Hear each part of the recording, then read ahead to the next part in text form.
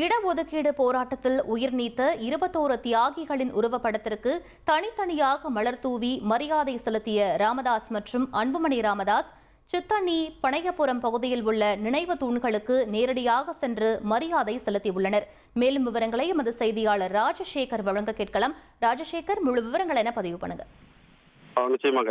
விழுப்புரம் மாவட்டம் தைலாபுரம் தோட்டத்தில் உள்ள பாமக அரசியல் பயிலகத்தில் இடஒதுக்கீடு போராட்டத்தில் உயிர் நீத்த 21 தியாகிகளுக்கு அவர்களது உருவப்படத்திற்கு மெழுகுவர்த்தி ஏந்தி மலரஞ்சலி செலுத்தினார் பாமக நிறுவனர் ராமதாஸ் மற்றும் அவருடன் அவரது மூத்த மகள் காந்திமதி, கௌரவ தலைவர் ஜி.கே. மணி உள்ளிட்டோர் அஞ்சலி செலுத்தாங்க.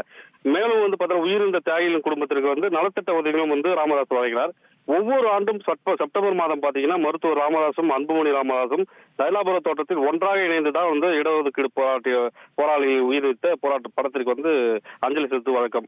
ஆனால் இந்த ஆண்டு இருவருக்கமான மோதல் காரணமாக மருத்துவர் ராமதாஸ் தனியாக தைலாபுரத்திலும், அன்புமணி ராமதாஸ் திண்டிவனத்தில் உள்ள தனியார் திருமண மண்டபத்தில் அவர் தனியாகவும் தனித்தனியே அஞ்சலி செலுத்தினார். அதன் பின்னர் பாத்தீங்கன்னா அன்புமணி ராமதாஸ் மற்றும் ராமதாஸ் அவர்கள் தனித்தனியாக அவரது ஆதரவுடன் திண்டிவனம் மற்றும் அதனை சுற்றியுள்ள தியாகிகளின் கிராமங்களில் உள்ள சித்தணி, பனைபுரம், பணப்பட்டு, கோலிடூர் உள்ளிட்ட கிராமங்களில் உள்ள இடஒதுக்கீடு போராளிகளின் நினைவு தூண்களில் ராமதாஸ் தனியாகவும் அன்புமணி தனியாகவும் அஞ்சலி செலுத்தினார்.